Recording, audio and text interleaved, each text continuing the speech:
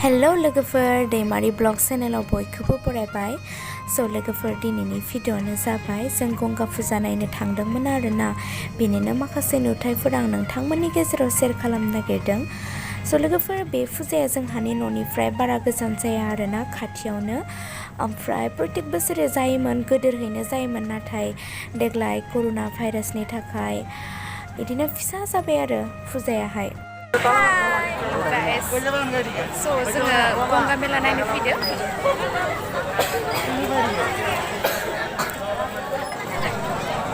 आं ज'नोसै दे।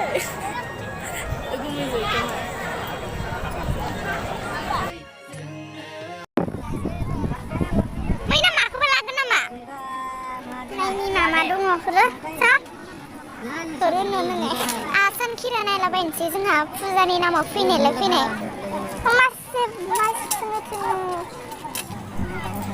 ओमफ्राय जों फुजायाव गिदिंगौ माने जि अखा हाना होदोंमोन आरोना, ओमफ्राय फुजाखौनो मोजां नायस्लाबनो हायासै, ओमफ्राय बिराद बार अखाबो फैगासिनोमोन आरोना, ओमफ्राय जों दसे नायनानै न'आव फैबाय आरो।